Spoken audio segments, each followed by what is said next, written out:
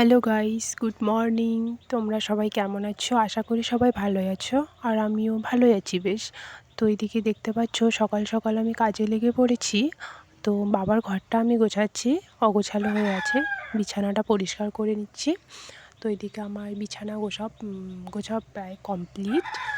তো অগোছালো থাকলে ভাল লাগে না, সকাল উঠে এই কাজটাই প্রথমেই করি।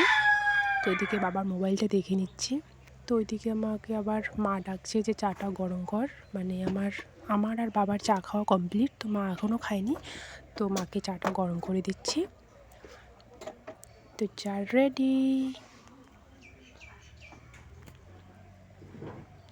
আর এদিকে দেখো আমাদের গোলাপ ফুলগুলো খুব সুন্দরভাবে হয়েছে।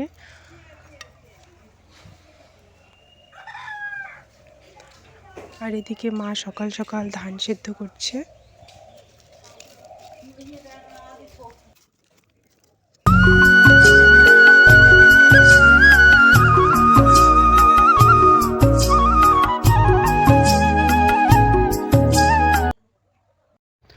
তো ওইদিকে আমাকে বাবা ডাকছে যে বাইরে কয়েকজন লোক আসছে, তো চা করে দিতে হবে। তো আমি আবার আসলাম চা করতে।